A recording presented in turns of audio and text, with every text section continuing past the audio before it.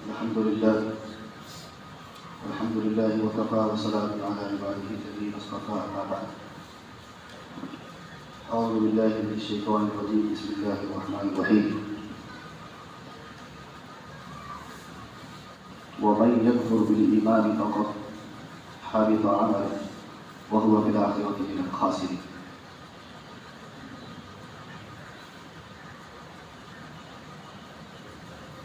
سامعین مکرم، پیش کردہ آیت کے اندر اللہ رب العالمین اپنے بندوں سے مخاطب ہے.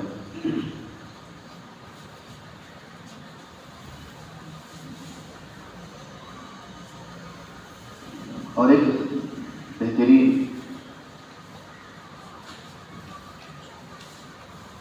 اور عجیب گفتگو فرمائی، لوگوں کو ڈرایا ہے، دھمکایا ہے اور خوب زجر و توبیخ کا معاملہ کیا ہے. اس آیت میں فرمایا کہ جس نے ایمان کا انکار کیا، وَمَن يَكْفُرْ بِالْإِيمَانِ،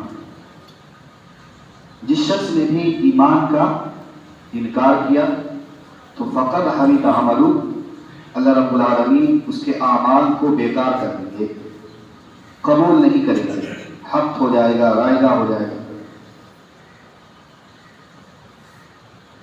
وَهُوَ فِي الْآخِرَةِ مِنَ الْخَاسِرِينَ، اور آخرت کا معاملہ یہ ہے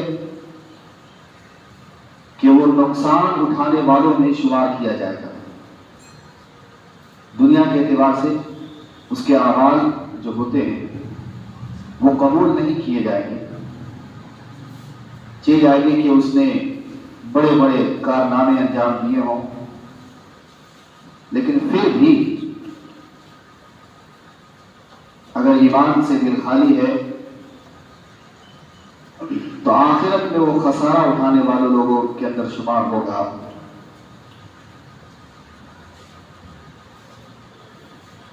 ایمان کیا ہے؟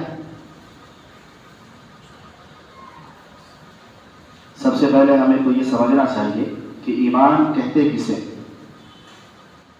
ہم نے آج تک سنتے ہوئے آئے ہیں کہ اللہ رب العالمین پر اسی طریقے سے ان کے بتائے ہوئے احکامات پر ایمان لانا. تو کم از کم اتنا تو معلوم ہونا چاہیے کہ ایمان کس پرندے کا نام، کس چیز کا نام.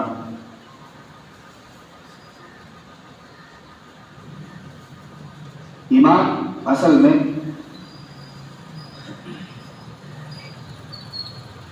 نام ہے کسی بھی چیز کے قبول کرنے کا، کسی بھی چیز، اور اس کو جو قبول کیا جائے تو اس کا تعلق دل سے ہو. دیکھو، قبول کرنے کے مختلف پہلو ہوتے ہیں. ایک ہم اور آپ اپنے جسموں پر ایک لباس چڑھا لیتے ہیں لیکن دل گوارا نہیں کرتا کوئی بھی لباس ہو. جسموں کی بناوٹ، جسموں کا نشو و نما اور دکھاوا، ظاہر کی جو اسبابات ہیں وہ ایمان نہیں. ایمان اصل ہے قلب سے، دل سے جس چیز کا اقرار کیا جائے وہی ایمان. علماء نے لکھا ہے کہ ایمان اصل ہے تصدیق بالقلب کا نام. تصدیق بالقلب کا نام، دل سے کسی چیز کا اقرار کیا جائے. جسموں پر اور اسی طریقے سے جو صادر ہونے والے، نکلنے والے اعمال ہیں وہ اس کے اندر ہو یا نہ ہو، لیکن پھر بھی اگر دل سے اقرار کرتا ہے تو یہ ایمان ہے. اور اسلام کے بارے میں علماء نے فرمایا ہے کہ اسلام نام ہے ظاہری اعضاء کا، ظاہری شکل اور شباہت کا، نظر آنے والے جز کا، انسان نماز پڑھ رہا ہے، روزے رکھ رہا ہے، رکوع سجود کے اندر ہے، صدقہ اور خیرات کے اندر ہے، تو یہ وہ چیز ہے کہ جس کا ہونا اور پایا جانا یہ وجودی طور پر ہے، یہ اسلام۔ اور جیسے کہ میں نے کہا کہ ایمان کا تعلق دل سے ہے۔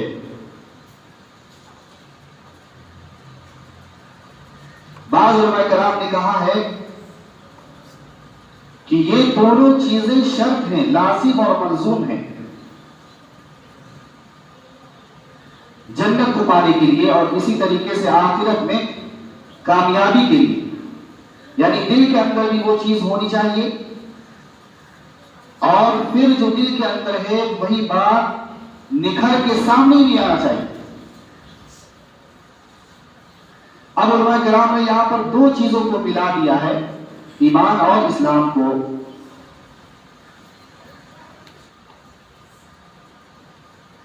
تو معلوم چلا کہ ایمان کا تعلق دل سے ہے، اور جو کوئی دل کے اندر یہ بات نہ رکھے، اللہ کو نہ مانے، جیسے کہ منافقین کا معاملہ ہے جو آپ کے سامنے، وہ شکل و شباہت سے اسلام کو ظاہر کیا کرتے تھے لیکن دل کے اندر ایمان نہیں تھا۔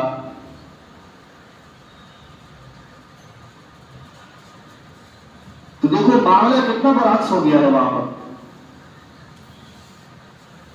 دل خالی ہے اور شکل اور شباہت، یہاں تک کہ سورہ منافقین کے اندر اللہ رب العالمین نے فرمایا ہے حضرت ابی کے متعلق، ابی بن خلف کے متعلق، کہ یہ دکھنے میں ایسا لگتا تھا جیسے بہت بڑا تہجد گزار ہے، یہاں تک داڑھی تھی اس کی سینے تک، اور سر پہ جو ہے ہمیشہ امامہ باندھ کے رکھتا تھا اور جھبے پہنا کرتا تھا، شکل و صورت سے ایک دم صوفیانہ مزاج، لیکن دل کا معاملہ اس کے ساتھ ایسا تھا کہ اسلام کو قبول نہیں کرتا۔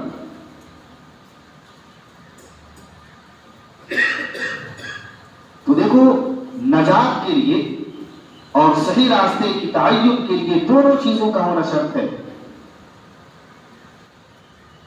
ہمارا دل کہے، ہمارا دل گواہی دے کہ اللہ رب العالمین کی ذات ایک ہے، اور اسی کا پرچار، اسی کو امت میں چل پھر کر کے دعوت دینا، یہ ہمارے اعضاء اور جوارح سے ہونا چاہیے، ہماری گفتگو سے ہونی چاہیے، ہمارے کردار سے ہونی چاہیے، ہمارے نشست و برخاست یعنی اٹھنے بیٹھنے سے ہونا چاہیے کہ ہاں یہ اسلام کا پیروکار ہے۔ ہمارے جسموں کا ایک ایک جز بتائے کہ یہ شریعت محمدی کا ماننے والا۔ تو دوستو یہ دو چیزیں ایسی ہیں کہ اگر ان میں سے ایک چیز مفقود ہوئی، چھوٹ گئی، تو پھر اللہ ہی بہتر جانتا ہے اس کا کیا ہوگا، کیونکہ جہاں جہاں پر قرآن مقدس کے اندر یہ ایمان کا تذکرہ کیا گیا وہاں پر اسلام کا بھی تذکرہ کیا گیا۔ دونوں چیزیں ہونی چاہیے۔ بعض ایسے حضرات ہیں جو کہتے ہیں کہ ہمارا دل الحمدللہ پاک اور صاف ہے لیکن نماز نہیں پڑھتے، تو بتائیے وہ جنت کا کیسے مستحق ہو سکتا ہے؟ بعض وہ ساتھی ہیں کہ جو کہتے ہیں کہ ہمارا دل ہر چیز کو مانتا ہے، اسلام کی حقانیت کا اور اسلام کی شفافیت کا اقرار کرتا ہے، لیکن معاملہ یہ ہے کہ وہ روزہ نہیں رکھتا، نماز نہیں پڑھتا، دین کے کسی بھی ارکان پر عمل نہیں کرتا ہے، تو بتائیں وہ جہنم میں اندر جائے گا یا نہیں جائے گا؟ تو یہ دو چیزیں ہیں۔ سرکس یہ بھی بات مانتے چلیں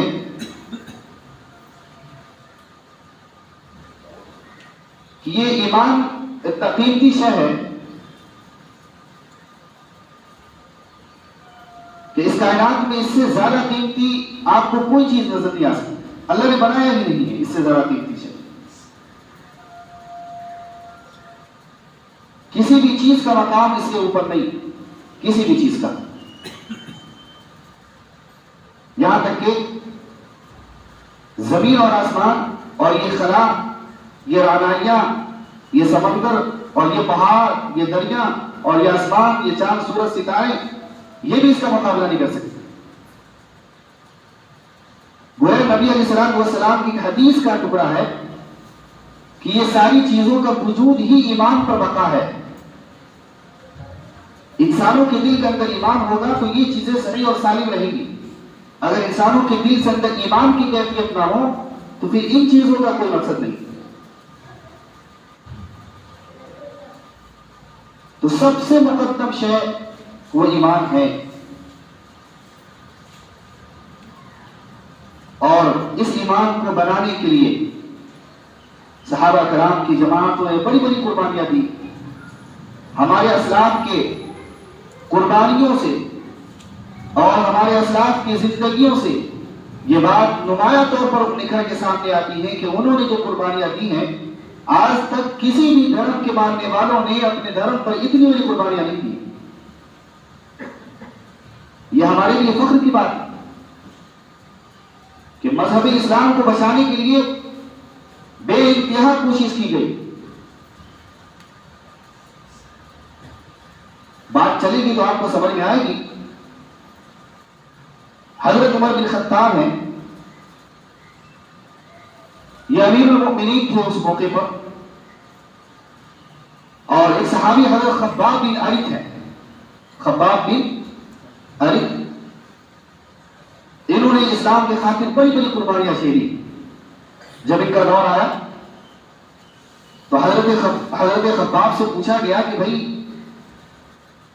آپ نے جو دین اسلام کے لیے قربانیاں جھیلی ہیں اس کا ذرا ایک ہمیں بتائیں کہ کیسے آپ نے کیا کیا پریشانیاں اور کیا کیا تکالیف آپ کے اوپر ڈھائے گئے، کن کن مصیبتوں سے آپ کو گزارا گیا۔ یہ سوال کیا حضرت عمر،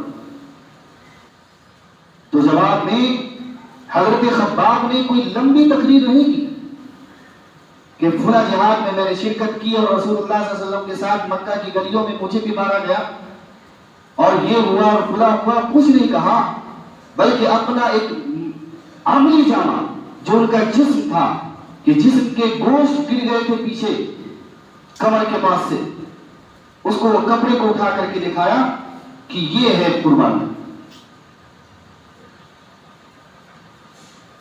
ہم اور آپ ہوتے تو 3 گھنٹے کا بیان ہوتا اس موقع کہ ہم نے یہ کیا، ہم وہاں گئے، یہ ہوا وہ ہوا۔ یہ ہے عمل۔ اسلام دل کے اندر تھا ایمان، اور اسلام کو انہوں نے ظاہر کیا کہ اسلام پر جو قربانیاں ہمیں ملی ہے وہ یہ ہے۔ حضرت عبداللہ بن حذیفہ کا واقعہ، مصر کے فوجیوں، روم کے فوجیوں نے ان کو قید کیا، روم والے نصرانی تھے، قید کر کے بادشاہ کے پاس لے کر گئے، کہا گیا کہ بھائی نصرانیت کو قبول کر لو۔ دیکھو باطل 2 طریقے سے بہت زیادہ حملے کرتا ہے۔ نمبر 1، مال دولت کا جھانسا دیتا ہے، لبھاتا ہے، رنگینیاں دکھاتا ہے، دنیا کی رونق دکھاتا ہے۔ اگر مسلمان اس کے اندر پھسل گیا تو معاملہ گڑبڑ، اگر ثابت قدم رہا تو اس کے بعد ایک مرحلہ اور آتا ہے کہ اب دھمکی دیتا ہے مصیبتوں کے، وہ المناک سے اس دور سے اس کو گزارتا ہے جس کی رداعت پیش کرنے سے دل کانپ جاتے ہیں۔ تو حضرت عبداللہ بن حذیفہ کے سامنے یہی مرحلہ ہوا، کہا کہ ہم آپ کو آدھی دنیا کی حکمرانی دیں، آپ صرف اسلام سے اپنا رشتہ اور ناطہ چھوڑ دیں، آدھی دنیا کو حکمرانی دیں۔ حضرت حذیفہ، عبداللہ بن حذیفہ کے سامنے نبی علیہ السلام نے ایک موقع پہ فرمایا تھا کہ عبداللہ، اگر اس دنیا سے رائی کے دانے کے برابر بھی اگر ایمان کو بچا کر کے لے کر چلے جاؤ گے تو اس کائنات سے 10 گنی بڑی جنت اللہ تعالیٰ آپ کو دے دیں گے۔ فوراً وہ بات خیال میں آئی کہ بھائی یہ تو آدھی دنیا کی بات کر رہے ہیں اور ہمیں رائی کے برابر کی بات کی گئی تھی اور یہ کہا گیا تھا کہ 10 گنی بڑی جنت دے دیں گے. تو بڑا اچھا سوال تھا وہ. کہا کہ جواب میں کہا اگر آپ پوری حکومت بھی دے دیں پھر بھی ایک سودا آپ سے اچھا ہو چکا ہے ہمارا. ایک سودا بہترین سودا کر کے آ چکا ہوں. وہ رائی کے برابر کی بات ہے اور جو منافع ہوگا اس کا تو تصور ہی نہیں ہے. کہا نہیں قبول کرتا تمہاری دین, نہیں قبول کرتے. ایک ان کے ساتھیوں کو بلایا, کھولتا ہوا پانی کا اس میں ڈال کے جلا رہا. کہا آپ قبول کر لو. کہا اب ہمارا ایمان اسلام جو ہے میرے دل کا وہ اور زیادہ پختہ ہو گیا ہے. کہا کہ تمہارا نمبر ہے, تم کو بھی ڈال دیا جائے گا. کہا قبول ہے. چنانچہ لے کے جا رہا تھا, راستے میں رونے لگے. چھوڑ دیا گیا, بادشاہ کے بعد دوبارہ لایا گیا. کہا کہ رونے لگے ہو سکتا ہے خیالات بدل گئے ہوں گے, ایمان کے اندر متزلزل پن آ گیا ہوگا اور قدم جو ہے اسلام سے اکھڑ گئے ہوں گے. چلو دوبارہ وہی پیشکش ہے جو ہم نے آپ کو کی ہے, دنیا پہ حکمرانی کرو, کیوں پڑے ہو اسلام کے قریب. کہا معاملہ یہ نہیں ہے, آپ سمجھے نہیں. فرمایا کہ عبداللہ کی صرف ایک جان ہے. رونا اس بات پر آ رہا ہے کہ صرف ایک جان اور ابھی جائے گا اور ختم ہو جائے گا, اس کے بعد دوبارہ قربانی دینے کا موقع ہی کہاں ملے گا. میں تو روتا اس بات پر ہوں کہ کاش کے 100 جانیں ہوتی اور اللہ رب العالمین فوراً اسی مقام پہ 100 جان کو قربان کرنے کی توفیق دیتا, میں کب دیا ہوتا. تو دیکھو قربانی اسلام پر ذرا سنتے جاؤ. امام احمد بن حنبل کا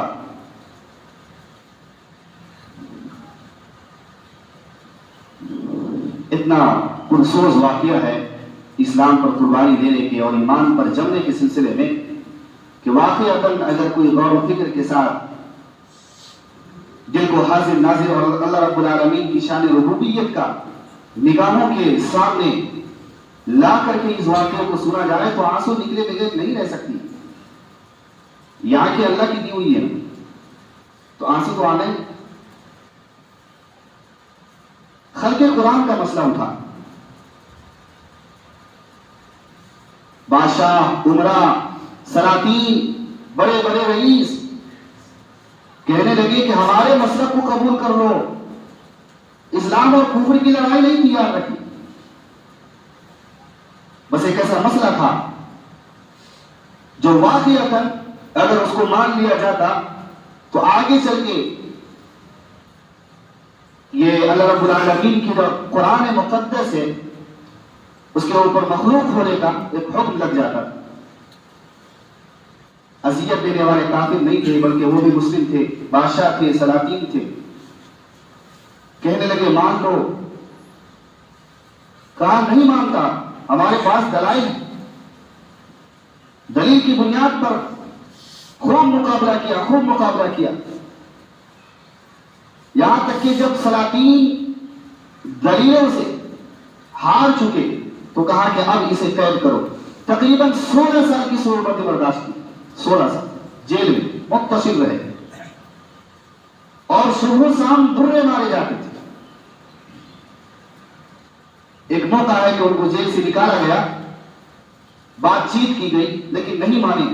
دوبارہ جا رہے تھے تو ایک چور تھا, وہ بھی اس کو بھی ساتھ میں پکڑ کے لے کے جایا جا رہا تھا اور حضرت احمد بن حنبل کے سر پہ امامہ اور دستار کو دیکھ کر کے کہا کہ یہ بھی چور ہے.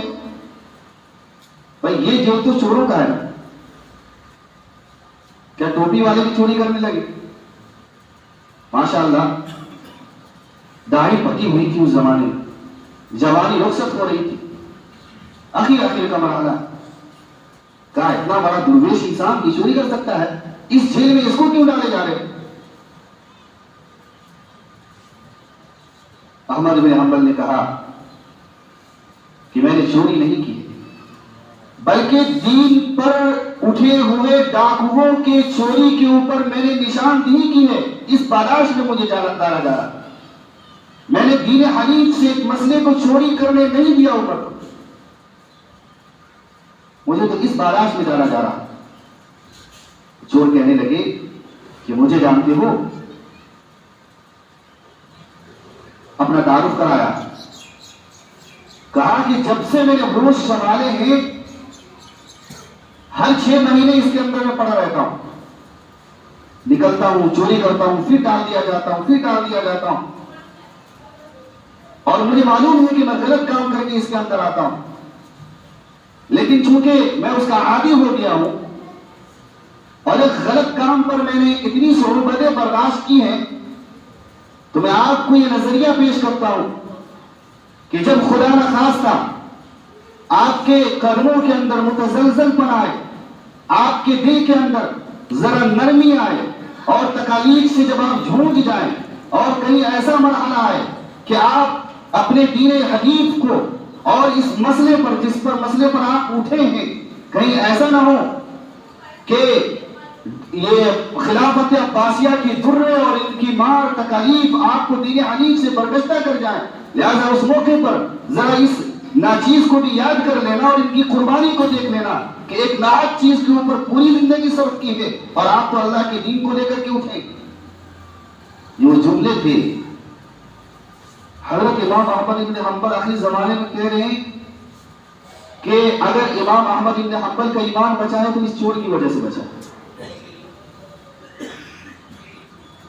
یاد رکھو, انسان, ہر انسان قیمتی, چاہے وہ چور ہو, چاہے وہ ڈاکو ہو, صحیح استعمال ہونا چاہیے بس. اس مجاہد کا ایمان جو بچا ہے, اور بار بار جب یہ وساوس ذہن میں آتے تھے تو اسی کو یاد کرتا تھا بند جیل میں, اور یہ واقعہ ان کے قدموں کو جماتا تھا.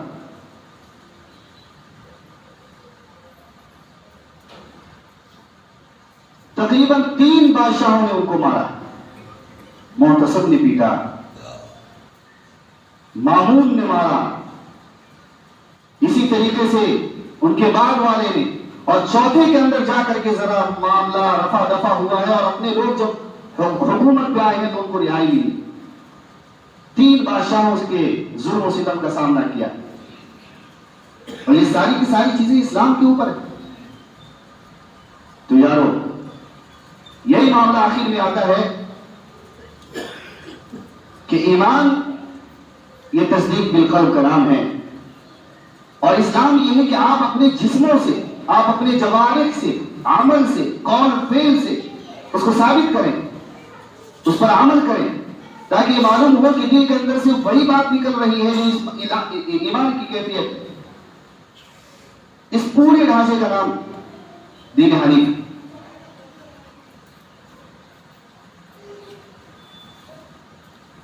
لہذا صحابہ کی قربانیاں اور اسی طریقے سے خود جناب رسول اللہ صلی اللہ علیہ وسلم کی قربانیاں اور اسلاف کی قربانیاں یہ ہمیں سبق دیتی ہے کہ ایمان کو بچانے کے لیے جس ان تک کوشش کی جائے کر جانی چاہیے, لیکن اسلام پر اور ایمان پر حرف نہیں آنی چاہیے. آپ جس بات کو دل کے اندر اقرار کر رہے ہیں اس کے اوپر اپنی زندگی لگائیے. مجھے ایک واقعہ یاد آیا, ابوالکلام آزاد رحمۃ اللہ علیہ کا. یو پی میں ان کا ایک بہت بڑا پروگرام رکھا گیا, چونکہ اس زمانے کے سب سے بڑے خطیب مانے جاتے تھے ابوالکلام آزاد. ان کو یہ کہا گیا کہ بھائی آپ کو صرف 1 منٹ خطاب کرنا ہے. بہت بڑا پروگرام تھا, جلسے تھے, صرف 1 منٹ کا لمبا وقت دیا گیا ہے. بتائیں, اب اس کے اندر حضرت کو خطبہ بھی پڑھنا ہے, سمجھانا بھی ہے, اور اسی طریقے سے واقعات, قرآن حدیث ہے, ساری چیزوں کو لے کر کے چلنا ہے, اور 1 منٹ میں ختم کرنا ہے بات. کھڑے ہوئے, اچھا بڑا شور ہوا, کیا کیا کہتے ہیں ابوالکلام آزاد کیا کہے گا 1 منٹ میں. بڑا شور ہوا, روکا ہوا, اور سارے لوگ جمع ہو گئے اس واقعے کے تحت. پورا پنڈال بڑا ہوا, حضرت تشریف فرما ہوئے تخت پر, اور 45 سیکنڈ تک خطبہ پڑھا ہے. کتنا 45 سیکنڈ. اب کتنے بچے؟ 15. ان 15 سیکنڈ کے اندر انہوں نے کہا ہے کہ سب سے پہلے آپ طے کرو کہ حق کیا ہے اور باطل کیا ہے. حق کی تعین اور باطل کا تعین ہو جائے کسی بھی مسئلے پر. جب یہ بات بھی گواہی دینے لگے اور قرآن و حدیث کی روشنی میں آپ کو جب معلوم چل جائے کہ یہ حق ہے اور یہ ناحق چیز ہے اور یہ کفر ہے، تو پھر جس بات پر آپ کا دل گواہی دے دے کہ اس کے خلاف امت کو کھڑا ہونا ہے، اسی پر اپنی زندگی گزار دو اور جان لگا دو. یہی ابوالکلام آزاد کی تقریر کا خلاصہ. کتنی بڑی بات کہہ دی 15 سیکنڈ کا. اسلام اور کفر کا پہلے تعین کر لو، پھر اس کے بعد اپنی زندگی اس پر صرف کر دو، پوری زندگی لگا جاؤ. تو ایمان جو آیا ہے ہم تک، یہ بڑی دن تک کوششوں، کاوشوں، محنتوں، مشقتوں اور کلفتوں کے بعد آیا ہے. اس کا ضائع کرنا یہ ہم سب کے لیے آخرت میں اعمال کے حق ہونے کا ذریعہ بن سکتا ہے. لہذا امت سے درخواست ہے کہ اپنی ایمان کو کم از کم اپنی ایمان کے بچانے کی فکر ضرور کرنی چاہیے. مسجد سے جڑیں، دعوت سے جڑیں اور اسی طریقے سے اعمال صالحہ کو خوب کریں اور اللہ سے توفیق بھی مانگیں کہ ہماری زندگی بھی اسلاف کے طریقوں اور ان کے راستوں پر گزرے، اور جو کوتاہیاں چوک بھول ہو جائے اللہ رب العالمین اپنے فضل و کرم سے اسے معاف کرے.